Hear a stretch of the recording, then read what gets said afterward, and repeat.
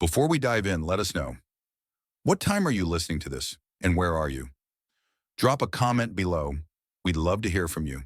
Imagine stepping into an airport lounge, ticket in hand, ready for a relaxing first-class flight, only to find yourself suddenly accused of a crime you didn't commit. Today, we'll journey alongside Miriam Tate, a quiet but determined woman who refused to back down when faced with injustice, prejudice, and powerful enemies hiding behind authority. This is the story of how one ordinary woman's courage turned a small moment of disrespect into a powerful wave of change that shook an entire airline to its core. Get comfortable, because this is a story you won't soon forget. Miriam Tate adjusted the strap of her leather purse as she walked into Logan International Airport.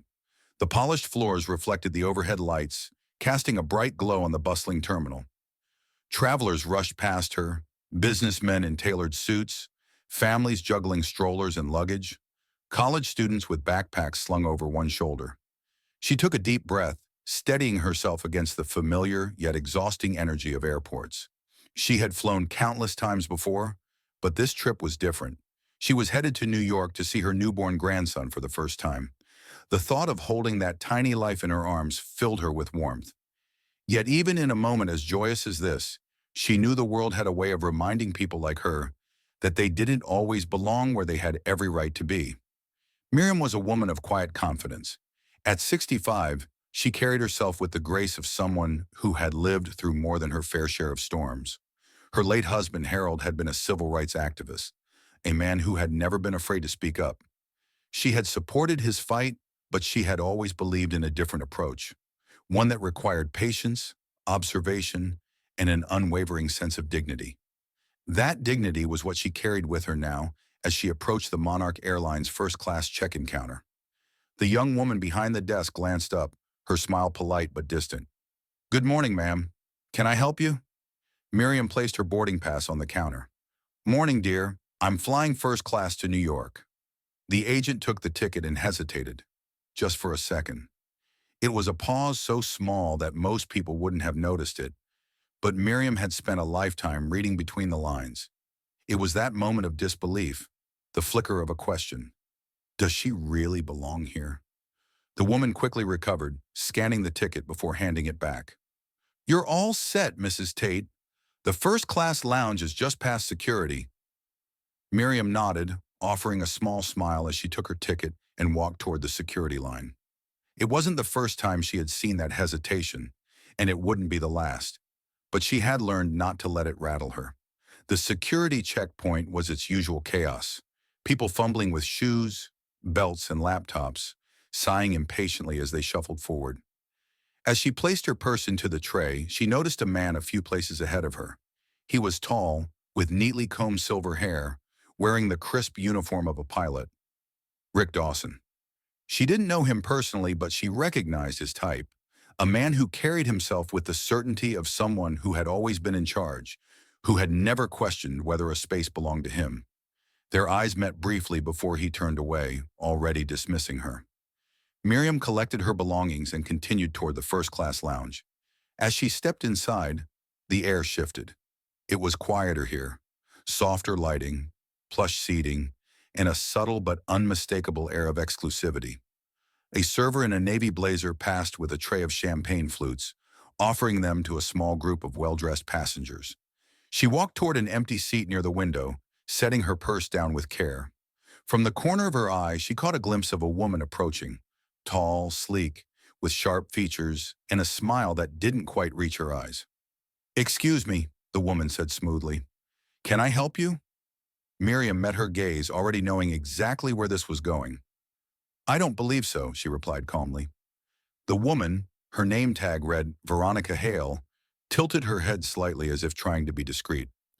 "This lounge is for first-class passengers only," she said, her voice pleasant but firm.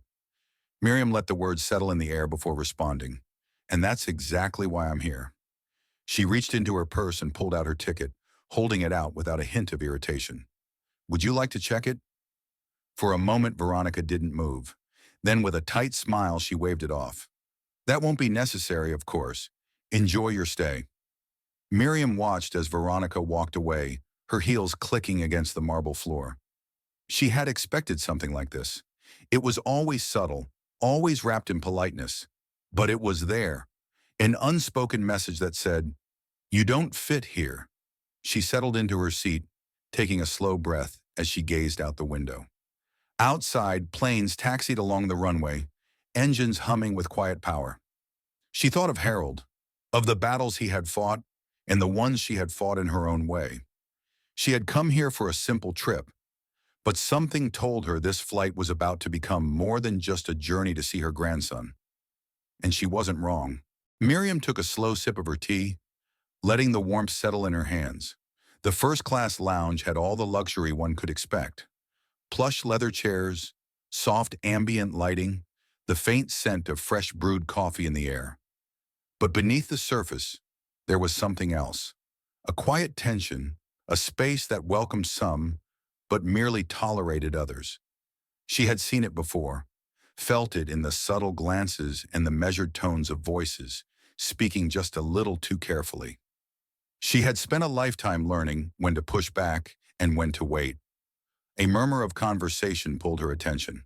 Across the lounge, a woman, draped in designer clothing, fingers adorned with glittering rings, was frantically patting the pockets of her blazer. Her voice, edged with frustration, cut through the hush of the room. "My watch!" she snapped, turning to a server nearby. "It was right here on the table." The young man looked flustered.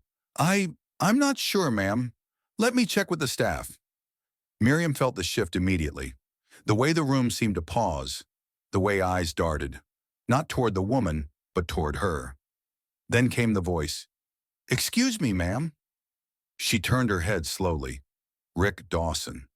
He stood there, posture straight, a pilot's uniform pressed to perfection, but there was something in his eyes, an unshaken confidence, the kind built on years of knowing that his authority would not be questioned.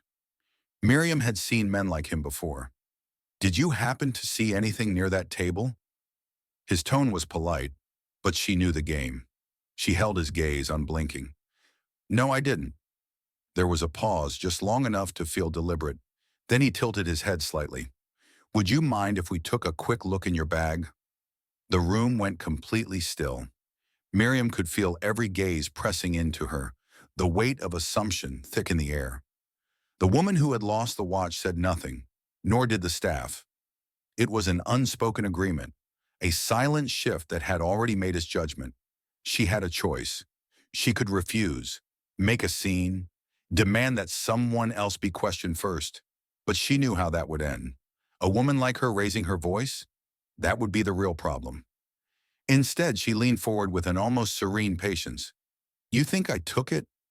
Rick hesitated.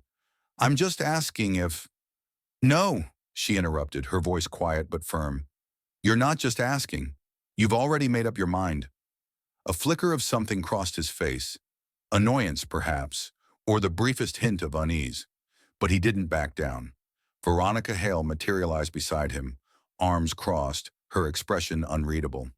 "Mrs. Tate, I'm sure this is just a misunderstanding," she said, her voice smooth as glass.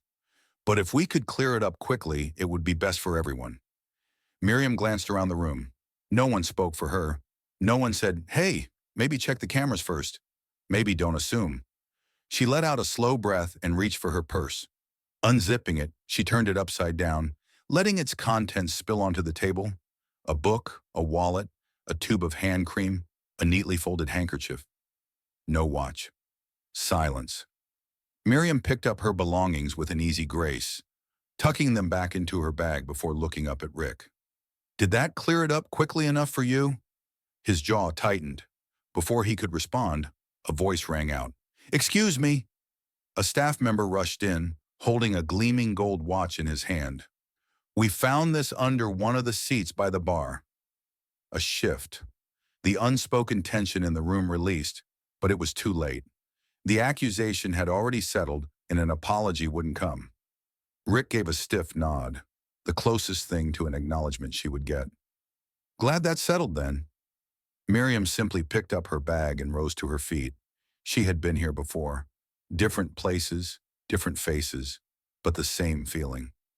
As she turned to leave, she caught Veronica watching her, something unreadable in her gaze. But there was no apology there either. Miriam had come to the airport expecting a flight. Instead, she had been reminded, yet again, that some battles never really end. And something told her this one had just begun. Miriam walked out of the first-class lounge with a calmness that wasn't entirely real. The quiet murmur of voices behind her, the way eyes subtly followed her movement, none of it was new. She had carried the weight of assumption her entire life.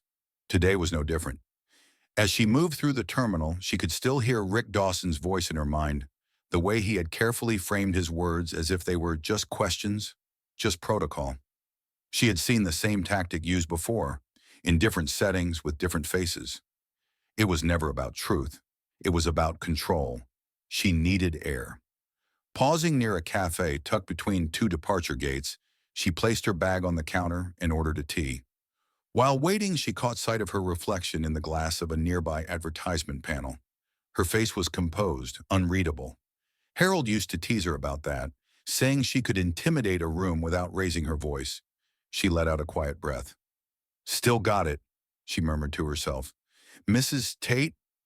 The voice was hesitant, almost unsure. She turned to find a young man standing nearby, early 30s, neatly dressed in a Monarch Airlines uniform. His name tag read Marcus Lee. I work for Monarch," he said, shifting slightly under her gaze. "I was there, in the lounge." Miriam raised an eyebrow. "That's so?" Marcus nodded, looking uneasy. He glanced around, lowering his voice. "I saw what happened. It wasn't right." Miriam took her tea from the counter and gestured to a nearby seating area. "Walk with me." They strolled toward a quieter section of the terminal, the distant hum of announcements filling the air. "I should have said something," Marcus admitted after a moment. "I just—" He hesitated, rubbing the back of his neck. "I don't have the kind of job where I can afford to make enemies." Miriam took a sip of her tea, considering him. "And now?" He exhaled, shaking his head. "Now I feel like a coward." She studied him carefully. He was young, ambitious, but there was something else, something deeper, a frustration that had been building long before today. "What do you want, Marcus?" she asked plainly. "I want to help," he said, his voice steadier now. "I know how people like Rick operate. He's been at Monarch a long time. He's careful, but he's not untouchable." Miriam glanced at him. "And Veronica?" Marcus's jaw tightened. "She protects him, covers for him. She's got enough influence to make things disappear." Miriam absorbed that information, letting it settle. "I can get you proof," Marcus said suddenly. That made her stop. He looked around again, lowering his voice further. "There's a report, security logs from the lounge. They show that no one actually saw you near that table before the watch went missing. But Veronica made a call right before Rick approached you. I checked the logs myself." Miriam's fingers curled around the handle of her teacup. "And if you bring that forward, I could lose my job." She nodded. "And you still want to do it?" He hesitated, then nodded. "Yeah." Miriam studied him for a long moment, then smiled slightly. "Then you're braver than you think." Marcus let out a nervous chuckle. "I wouldn't go that far." "Courage isn't about not being scared," she said. "It's about deciding something matters more than the fear." For the first time, he looked less unsure. Miriam set down her empty cup. "You get me that report, Marcus, and then we'll see what comes next." He nodded. And just like that, the quiet battle that had begun in a lounge full of hushed judgments had taken a new turn. This wasn't over, not even close. Marcus walked away with quick, deliberate steps, disappearing into the steady flow of travelers moving through the terminal. Miriam remained seated, her fingers gently resting on the rim of her empty cup. The weight of what had just unfolded settled into her bones. Not the shock of it, but the inevitability. She had known from the moment Rick Dawson spoke her name in that lounge that this wouldn't be something she could simply walk away from. Not because of pride, not because she wanted revenge, but because she understood what it meant to let people like Rick and Veronica operate unchecked. Miriam had spent a lifetime picking her battles. She had also spent a lifetime knowing which ones were worth fighting. A vibration in her purse pulled her back. She reached for her phone, swiping to answer. "Mom!" Nathan's voice came through, steady but questioning. "You all right?" Miriam's lips curved slightly. "What makes you ask?" Nathan let out a breath. You're at an airport and I just got a message flagged under incident report with your name on it. Miriam leaned back, eyes scanning the travelers passing by. That was fast. You forget, Mom, he said, his voice wry. I run the airline. Miriam smiled. That's what worries me. There was a beat of silence before Nathan's voice lowered. What happened? She debated telling him everything now, but decided against it. There were still things she needed to see through first. Just a misunderstanding. Nathan didn't buy it. Mom, she sighed. A pilot and one of your senior managers thought I looked a little too out of place in first class. His silence was heavier this time. When he finally spoke, there was an edge to his voice. Rick Dawson. Miriam wasn't surprised he knew the name so quickly. And Veronica Hale. Of course, he muttered. You want me to handle it? No. She said it too fast, too firm. She softened. Not yet. Nathan hesitated. Why not? Because I want to see how deep this goes, she said simply. Nathan knew her well enough to understand there was no arguing. Still, he let out a tired sigh. Mom, I don't want you dealing with this alone. Miriam smiled. I never am. Another pause. Then Nathan's voice came through, quieter. All right, but if this escalates, you'll be the first call I make, she assured him. Good, he muttered, because I won't be able to stop myself if they push you too far. She chuckled. I should have raised you to be more patient. You did, Nathan said, but you also raised me to recognize when something needs to be fixed. She couldn't argue with that. When the call ended, Miriam sat for a moment longer, letting the echoes of their conversation settle. She had always told Nathan that people reveal who they are in small ways, in the way they speak, the way they hesitate before answering. And today, both Rick Dawson and Veronica Hale had revealed plenty. Now she just needed to figure out how to use it. Rising from her seat, she adjusted the strap of her purse and began walking toward her gate. Somewhere in this airport, Marcus Lee was gathering the proof she needed, and Miriam Tate had never been one to let the truth sit in the dark for long. Miriam walked through the terminal at a steady pace, her thoughts keeping time with each measured step. The truth was a delicate thing. Sometimes it had to be handled with patience, unraveled thread by thread, until the entire picture came into focus. She had learned long ago that forcing people to see injustice rarely worked. You had to let them trip over it themselves. Her phone buzzed again. This time, a text. Marcus. Meet me by gate B12. Got something. Miriam didn't rush. She had spent too many years understanding that some things had to unfold at their own pace. But as she approached gate B12, she spotted Marcus sitting on a bench near the window, phone in hand, leg bouncing with barely contained energy. She took a seat beside him, placing her purse on her lap. You always this nervous? Or is today special? Marcus let out a breath, shaking his head. I wasn't sure if I should actually do this. But you did. He looked at her, something flickering behind his expression. Yeah. She waited, letting silence do the work. Finally, he pulled his phone up, scrolling before turning the screen toward her. I pulled the security logs from the lounge.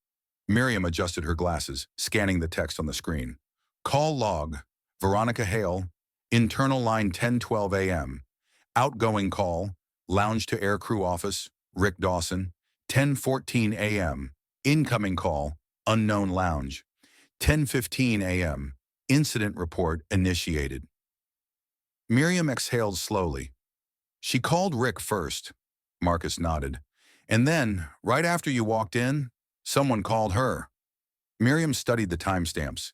And then, 2 minutes later, I was accused of taking a watch. Marcus's jaw tightened. It was planned. Of course it was, Miriam murmured, more to herself than to him. This wasn't just assumption. It wasn't just prejudice hiding behind polite words. This was deliberate. Marcus hesitated before speaking again. There's something else. Miriam looked up. I checked the employee complaint logs. He swallowed. Rick Dawson has been accused before? That got her attention. How many times? Marcus exhaled. 3, and Veronica covered for him every single time. Miriam took a moment to absorb that. And what happened to the people who filed complaints? Marcus's expression turned grim. Two resigned, one got reassigned to another airport. Of course they did. Miriam sat back, fingers tapping against her purse. This was bigger than one insult in a lounge. It was a pattern, a system that protected the people who knew how to play it. She glanced at Marcus. You've known this for a while. He hesitated, then nodded. She could see the weight of it on him, the years of staying silent, of choosing self-preservation over confrontation, and she couldn't blame him for it. What changed, she asked. Marcus looked down at his hands. You did. Miriam's lips pressed together. That's not true. Marcus met her gaze. It is. I saw what they did to you, and I saw how you handled it, and I kept thinking, if I don't do something now, when will I? She studied him, then finally she nodded. All right, she said, let's do something. Marcus let out a shaky breath, almost like he hadn't expected her to say yes. What now? He asked. Miriam looked back at the security log, memorizing the times, the calls, the names. Then she picked up her phone. I think it's time I talk to my son again. Miriam walked toward a quieter part of the terminal, gripping her phone firmly. The weight of what Marcus had just revealed settled into her bones. Not just the immediate injustice, but the larger pattern. 3 complaints. 3 people pushed out. And yet, Rick Dawson still walked through Monarch Airlines with the certainty of a man who had never been held accountable for a single thing in his life. She had always known this was bigger than a single accusation. Now she had proof. Dialing Nathan's number, she waited. He picked up on the second ring. Mom? His voice was tense. You ready to tell me what's really going on? She didn't bother with small talk. I need you to listen carefully. There was a pause, then the sound of a door closing on his end. I'm listening. Marcus Lee gave me access to internal reports, she said. Rick Dawson has had multiple complaints filed against him. Every single one was dismissed. Veronica Hale made sure of it. Nathan cursed under his breath. How many complaints? 3. And the employees who filed them either quit or were transferred out of sight. Nathan exhaled slowly. So this isn't just about what happened to you. No, she said, voice steady. It's about a system that lets men like Rick stay in power because they know the right people to protect them. There was silence on the line. Then a quiet but firm question. What do you want me to do? Miriam had raised her son to think for himself. She knew he had the authority to act, but she also knew the pressure he was under. Monarch Airlines wasn't just his company. It was a legacy, a battleground of corporate politics. If he moved too fast, too aggressively, the board would push back. If he moved too slow, nothing would change. You need to launch an internal investigation, she said, quietly at first. See if there are more cases like this buried in your system. And then, she hesitated, knowing she was about to ask him to take a risk. Then you need to make it public. Nathan let out a low breath. That's not a small move, Mom. No, it isn't, she agreed, but letting this slide isn't an option. He was quiet for a long moment, then finally, I'll start with the internal review. But if I go after them, they're going to fight back. Miriam smiled, though there was no amusement in it. Then let's make sure they don't see it coming. She could hear the slight chuckle in his voice. You really don't back down, do you? Would you, if it were me in their place? There was no hesitation. No. Then don't expect me to either, Nathan sighed. All right, I'll call you once I've pulled what I need from our system. In the meantime, stay out of trouble. Miriam chuckled. Too late for that. When she ended the call, she felt the shift. This wasn't just a quiet injustice anymore.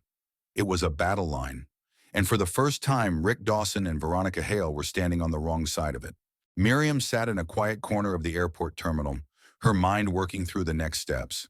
She had set things in motion, but now came the waiting, watching how those in power reacted once they realized the ground beneath them was beginning to crack.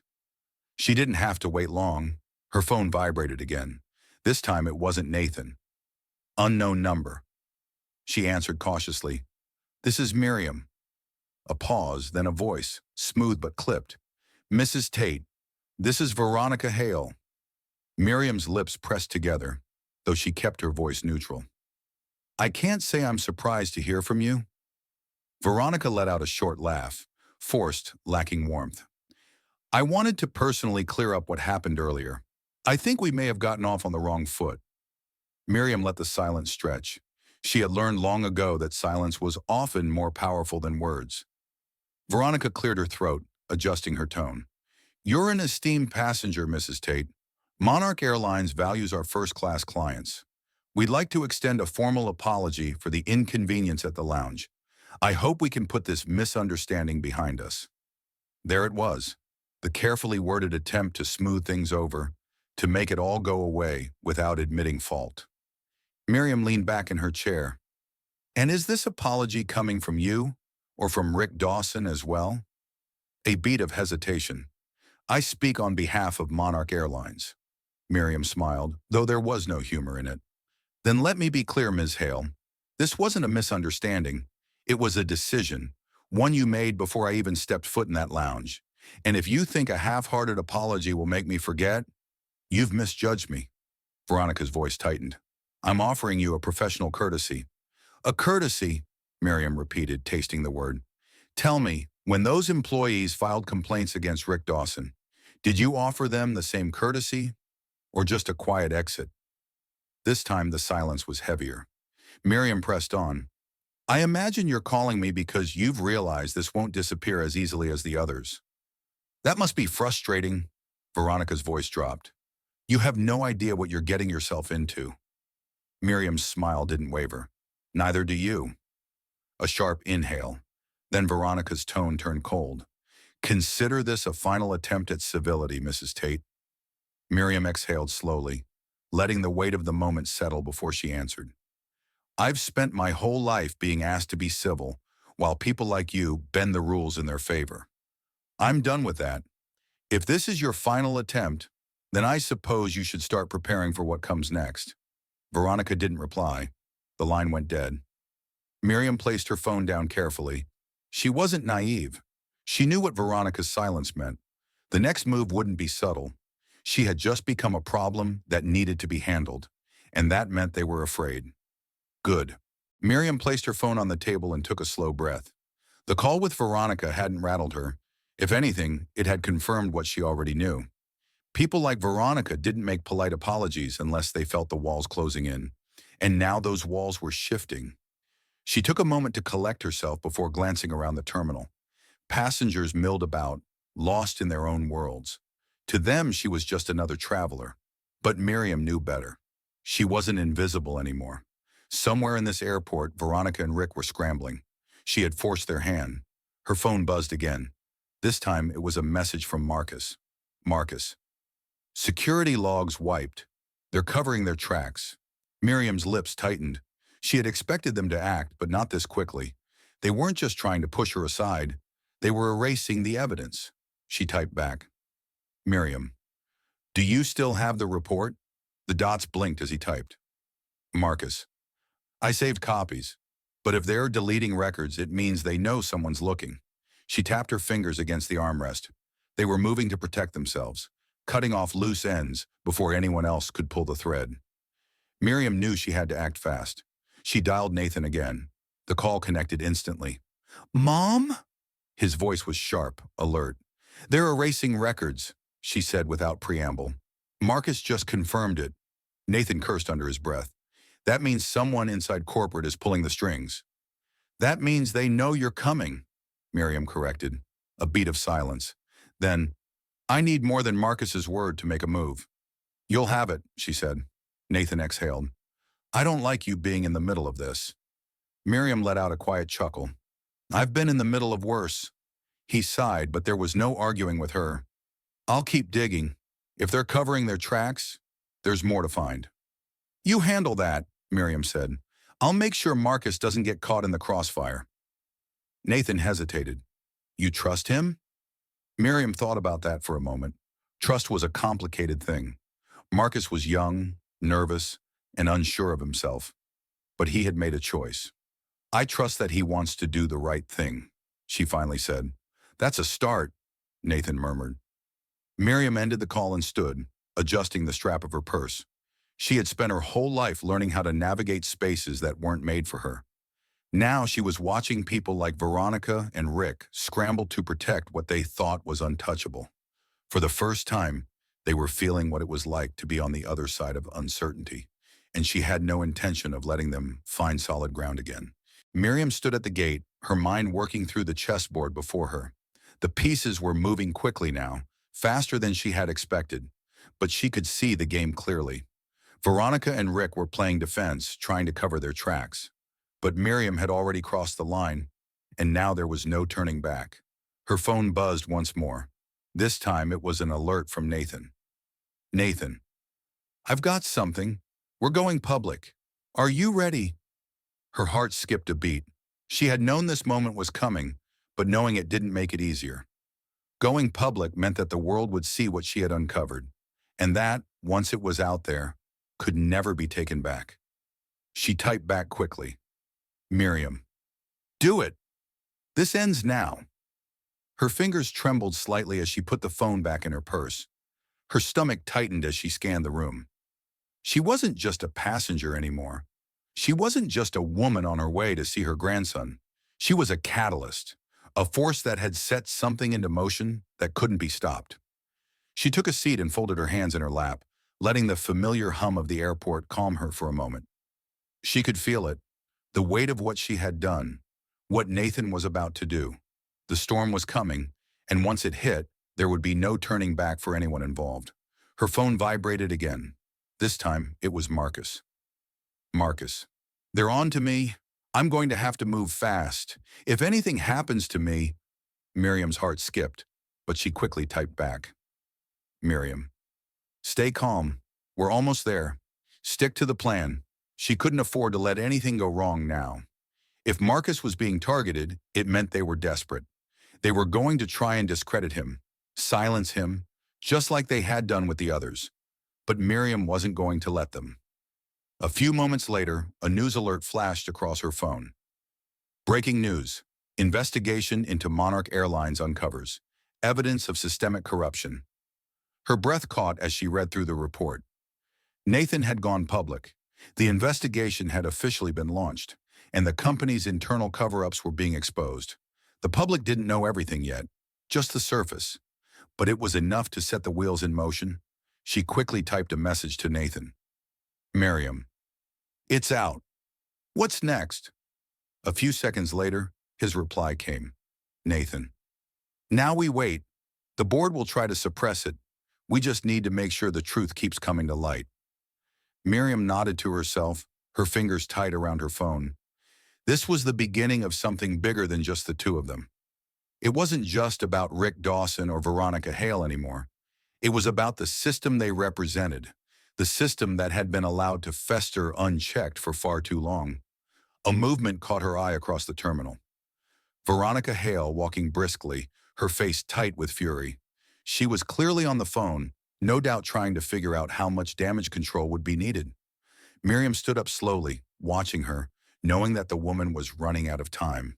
Soon they would both be exposed for who they truly were. The storm was coming, and there was nothing either of them could do to stop it. The tension in the terminal was palpable now. Miriam watched Veronica Hale, her posture stiff as she marched through the terminal, her phone pressed tightly to her ear.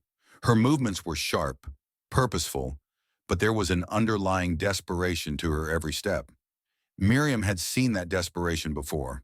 It was the way people moved when they knew their world was about to crumble. The news had broken. Monarch Airlines was under investigation, and the first wave of public scrutiny was already making ripples.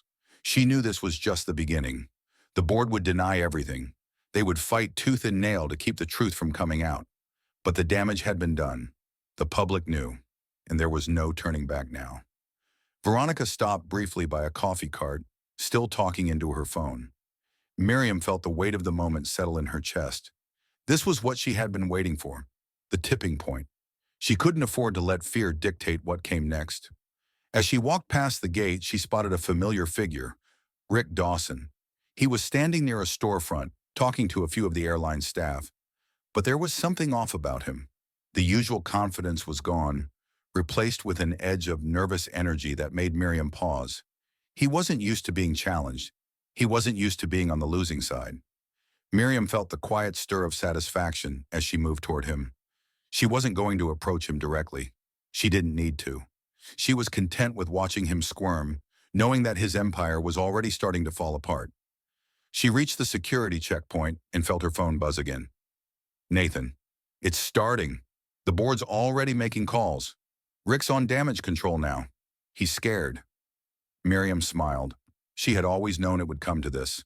The people who wielded power without accountability never saw the cracks forming beneath them. It was easy for them to believe they were untouchable, until the moment everything they relied on came crashing down. Veronica had already tried to play the part of the calm, collected professional, but Miriam could see the cracks there too. The cold, controlled exterior was faltering, and beneath it was the frantic need to maintain control at any cost. The phone buzzed again. Marcus. They're pulling strings. I'm being moved to another department. They don't want me talking to anyone. They think I'll back down. Miriam's pulse quickened, but she remained steady. Miriam, don't worry. We have what we need. Stick to the plan. They can't erase everything. She looked up as Veronica moved through the terminal again, her expression now filled with a quiet rage. Miriam felt a brief flash of satisfaction. This was the moment, the reckoning. Miriam had played her cards carefully, knowing that exposing the truth wouldn't be easy. But now it was too late for Veronica and Rick to cover their tracks. The investigation had its claws in, and no amount of scrambling or manipulation could stop it. As she glanced down at her phone, Nathan's last message came through. Nathan, we're going to take them down, Mom, but I need you to stay one step ahead. Don't let them scare you. She didn't reply immediately. There was nothing more to say. This fight had just begun, and this time, the odds were finally in her favor. The hours that followed were a blur of tension, strategy, and small victories. Miriam kept herself busy, pacing the quiet spaces of the airport, checking her phone intermittently for updates. It was clear that Monarch Airlines was scrambling, but so were the people involved. Rick Dawson's carefully constructed world was starting to fracture, and every move he made now was calculated in desperation. The news had spread, and already public sentiment was shifting. People were talking about the investigation. News outlets were picking up the story. It wasn't just the corruption inside Monarch Airlines. It was about the larger system of power and control that had gone unchecked for far too long. Miriam wasn't naive enough to think this would be over soon. The fight had only just begun. She had seen it before, how the rich and powerful could weather storms. But today, something was different. Today, she wasn't alone. She checked her phone one last time, seeing a new message from Marcus. Marcus, I've got the backup reports. It's all there. They can't cover it up now. Miriam smiled to herself, a sense of relief washing over her. The pieces were finally falling into place. Her phone buzzed again. This time it was Nathan. Nathan, we're taking it public, but they're going to fight back hard. The board's already talking about doing damage control, spinning the narrative. You ready? Miriam stood still for a moment, letting the weight of his words settle. Damage control. That was their game. They would try to manipulate the story, make the investigation seem like a fluke, a one-off. But they couldn't do that anymore. Not with the public's eye now fixed on them. Miriam, we're not backing down. Let's make sure the truth gets out. The truth. It was a simple word, but it carried a weight that could break systems. She had spent too many years standing by, watching as people like Rick and Veronica rose to power without consequence. But today was different. Today, people were starting to notice. She moved toward the security check-in area, her steps purposeful. She wasn't just here to watch the chaos unfold. She was here to make sure it never went back to the way it had been. The next steps were clear. With Marcus's documents in hand and Nathan preparing the public launch, there was nothing left to stop them. Miriam reached the lounge, her thoughts as sharp as the light reflecting off the polished floors. She knew what needed to be done next. She wasn't just going to bring down Rick and Veronica.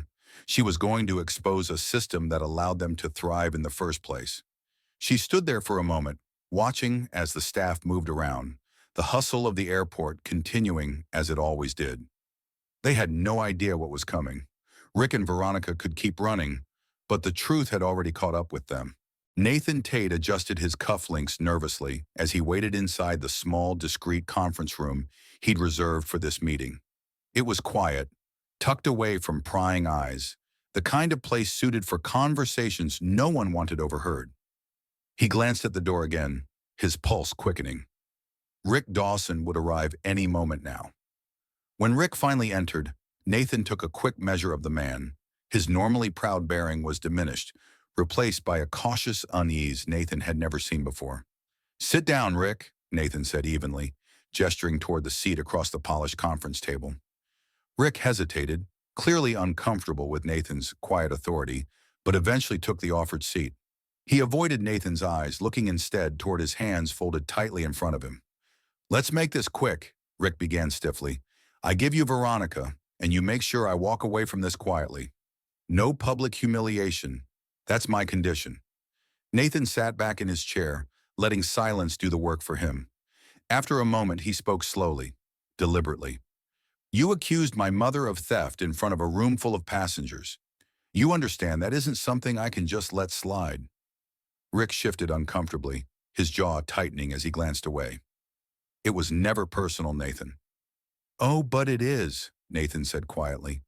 "It's personal for every single person you've ever mistreated, every complaint you buried with Veronica's help." Rick flinched slightly, eyes darting around the room, seeking escape but finding none. "You don't understand. Veronica was the one who told me." Nathan held up a hand, cutting him off calmly. "Don't waste my time trying to shift blame. I know exactly who Veronica is and what she's done. I need to know if you're willing to stand by your word and cooperate, or if you'd rather leave empty-handed." Rick's eyes flickered briefly with panic before settling into quiet resignation. He finally nodded. "What do you want?" "You're going to make a public apology," Nathan said firmly. "You'll admit exactly what you did, and you'll testify against Veronica when the time comes." Rick's eyes widened slightly, his voice rising in protest. "Nathan, you know what'll happen if I do that. I'll never fly again." Nathan leaned forward, voice steady and clear. "That's the price you pay for abusing your position. You can walk away quietly, Rick. That's your choice. But if you want any chance at salvaging your dignity, this is it." Rick's eyes fell to the table, shoulders slumping slightly as the truth sank in. For a long moment, neither spoke. Then Rick took a shaky breath, finally nodding. "Fine, I'll do it." "Good," Nathan said simply, standing up. "I'll make arrangements for you to speak to our legal team." Rick didn't look up, his eyes fixed on the polished table surface. Nathan left him there, understanding that Rick was experiencing something he'd never felt before. True accountability. Stepping into the hallway, Nathan exhaled slowly, releasing tension he hadn't realized he'd been holding. He pulled out his phone and quickly typed a message. "Nathan, Rick is cooperating. Veronica's next." The reply from his mother came swiftly. "Miriam. Good, but don't underestimate Veronica. She'll come after you now." He smiled grimly at his phone. His mother was right. Veronica wasn't the type to accept defeat easily. Nathan had stripped away her protection, but that made her dangerous. And a dangerous person, backed into a corner, always had one last card to play. Nathan knew the fight wasn't over yet, but for the first time, he felt something stronger than uncertainty. He felt clarity, and that clarity gave him strength to face whatever Veronica had in store. Veronica Hale stood alone in her dimly lit office, the phone pressed hard against her ear. She paced the length of the room, her high heels clicking sharply against the tile floor. On the other end of the line, the voice of her contact at the airline's PR department trembled nervously. "They've got everything, Veronica. Rick is talking. It's out of our hands." Her fingers tightened around the phone, knuckles turning white as frustration surged through her. Veronica had spent her career carefully building influence, shaping narratives, always staying a step ahead. Now all of it was collapsing, falling through her fingers like sand. "Contain it," she snapped, trying to mask the desperation in her voice. "Put out a statement. Say it's an internal misunderstanding. We'll say Dawson acted alone." The voice hesitated, clearly reluctant. "Veronica, Nathan Tate already scheduled a press conference. They have recordings, internal emails, everything.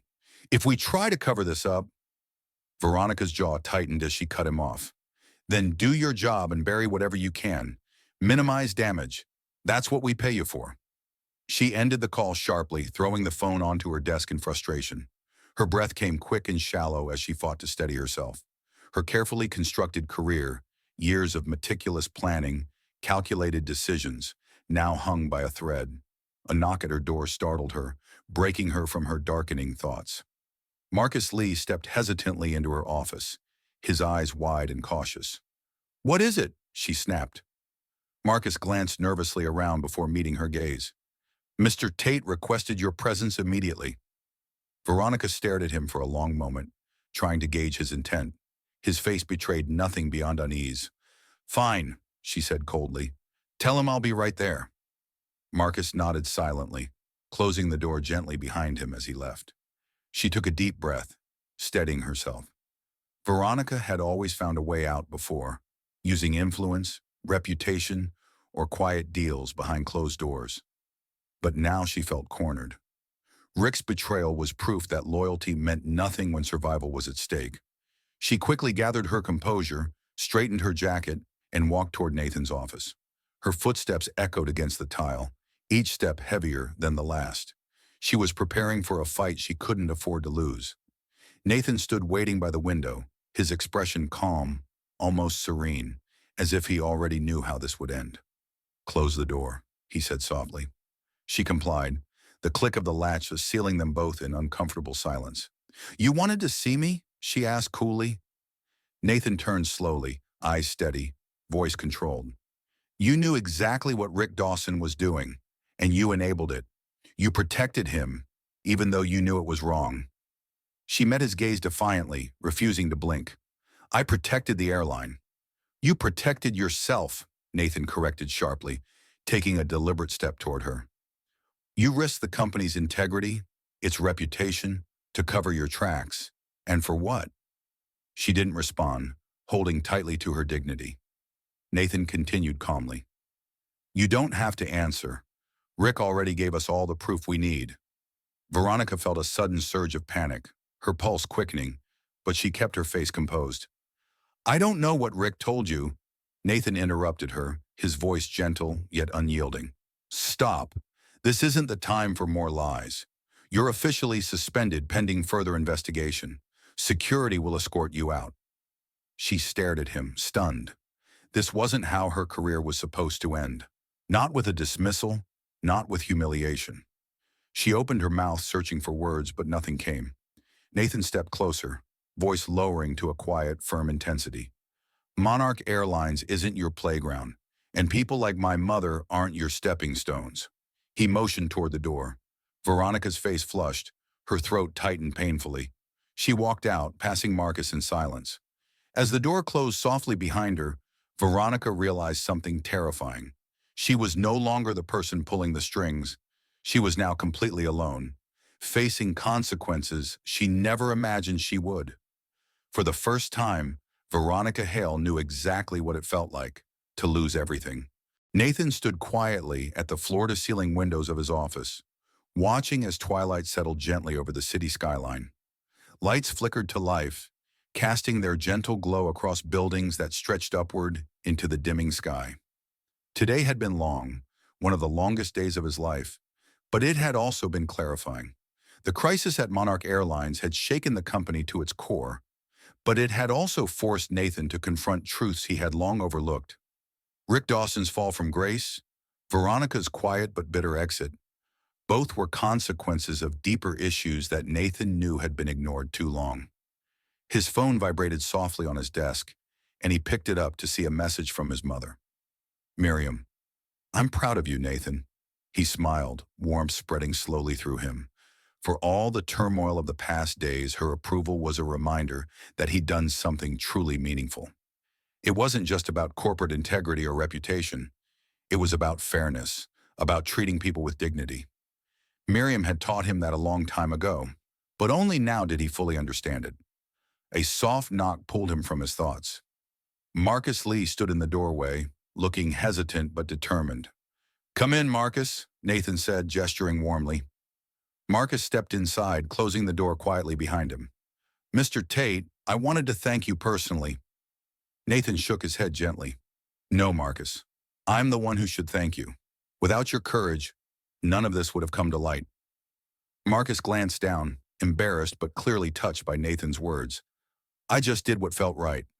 Sometimes that's the hardest thing to do, Nathan replied sincerely. And because you did, Monarch Airlines is better off. Marcus relaxed slightly, nodding. I hope so. Nathan smiled warmly, stepping toward him. I have a proposal for you. Monarch needs someone trustworthy to manage the new Ethics Oversight Committee, someone who understands firsthand what we're fighting against. I'd like you to consider taking that role. Marcus stared at him in shock, words momentarily failing him. Me? I mean, I'd be honored, sir. Nathan's smile deepened. Then it's settled. Welcome aboard. As Marcus left, visibly uplifted, Nathan returned to the window, feeling a quiet sense of accomplishment. He'd taken a painful step forward, confronting problems that had festered beneath the surface for too long. But he knew real change didn't happen overnight. It required constant vigilance, a willingness to learn from mistakes, and most importantly, people brave enough to speak the truth. He glanced down at his phone again, rereading his mother's message. Pride welled up inside him, not pride born of power, but of knowing he had finally honored the values Miriam had instilled in him. Nathan felt something shift inside him, a newfound clarity about his purpose. He had once chased success at any cost. Now he understood what his mother had tried to teach him, that real power was measured not by authority, but by responsibility. The lights of the city shone brighter now, illuminating paths he'd yet to travel. Nathan knew this was just the beginning. For the first time in a long while, he felt ready for whatever lay ahead. The morning sunlight streamed softly through Miriam's kitchen window, casting warm, golden patterns across her countertop. She poured herself a fresh cup of coffee, the gentle aroma filling the room with comforting familiarity. Today felt different. It wasn't just the calm after the storm, it was a sense of quiet victory, a peace she hadn't felt in a long time. She took a seat at her small dining table, savoring the stillness. Her eyes settled on an old photograph on the wall, Harold smiling broadly, his arm around Nathan's shoulders, a young Miriam beside them, smiling quietly as always. She had often wondered what Harold would think if he were here today, witnessing how much had changed, and yet how some things remained stubbornly the same.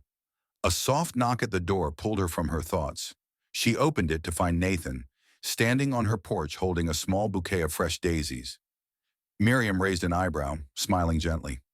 What's the occasion? He chuckled softly. Just saying thanks, for reminding me who I'm supposed to be. She took the flowers, inhaling deeply, and stepped aside to let him enter. Nathan settled into a chair at the kitchen table, watching as she found a vase. Neither spoke at first, the silence comfortable, familiar. How's Marcus adjusting? Miriam finally asked, carefully arranging the flowers. Better than he expected, Nathan answered.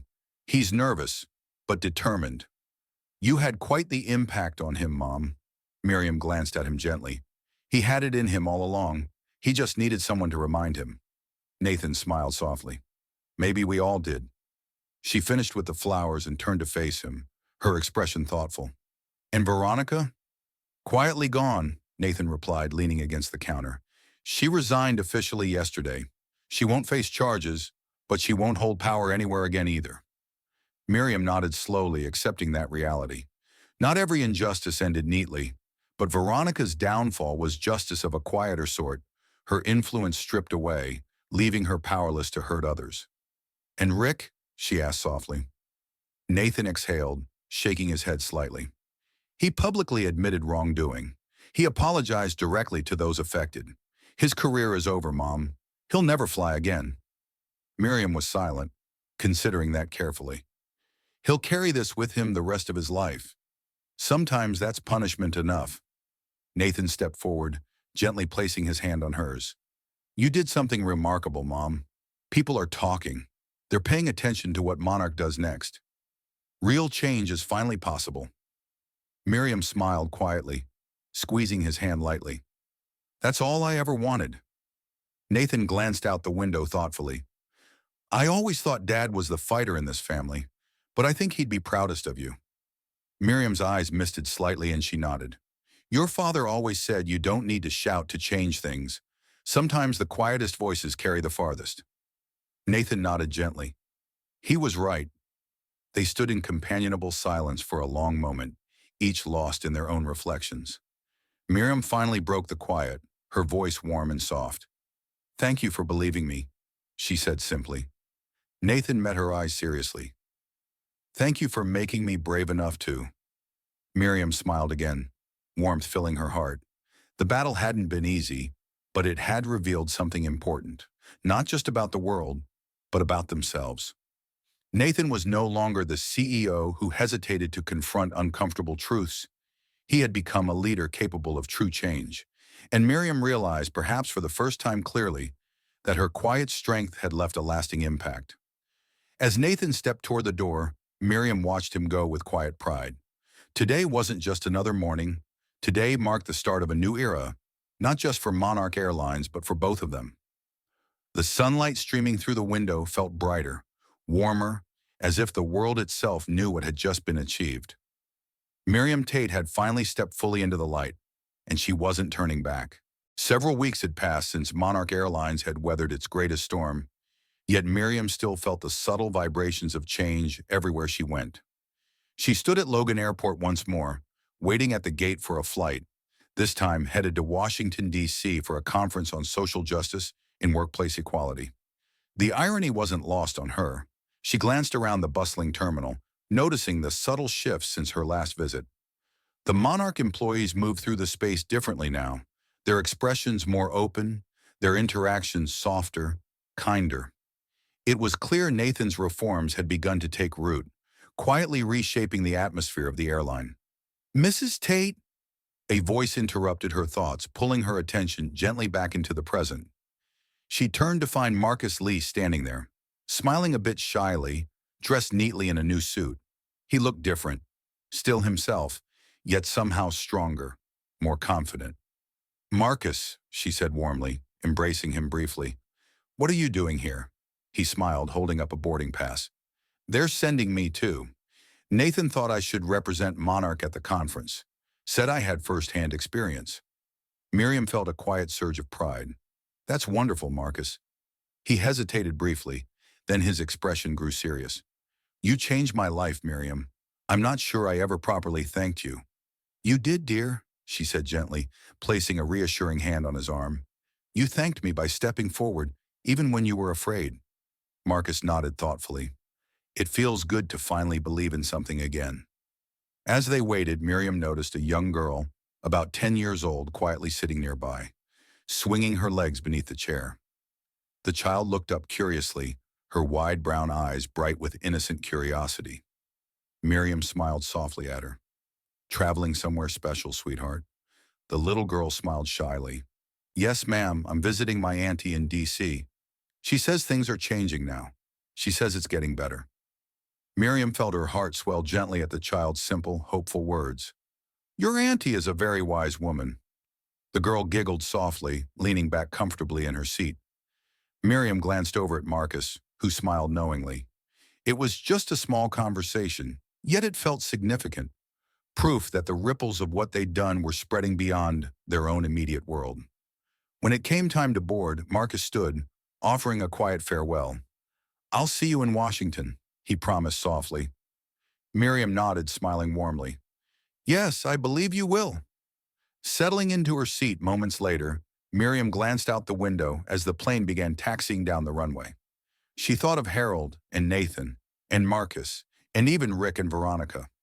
All of them in their own way had shaped her journey, had taught her something valuable about courage, compassion, and change. As the plane lifted gently into the sky, she felt something shift once more within her. This wasn't an ending. It was a beginning. A new chapter in a story she'd been writing her whole life, filled with quiet victories, subtle resilience, and the steady hope that tomorrow could always be better than today. And for Miriam Tate, that hope was finally coming true. As we reach the end of Miriam Tate's remarkable journey, we're reminded that courage often emerges quietly, without fanfare. Miriam's story shows us clearly that speaking up, no matter how uncomfortable, can create powerful change. Have you ever witnessed or experienced a moment when a single act of courage changed everything around you? Share your story in the comments. We'd love to hear your thoughts. And if you enjoyed this journey, please take a moment to subscribe to our channel. Together, let's continue discovering stories that remind us that courage comes in many forms, and sometimes the quietest voices have the strongest impact. See you in the next one.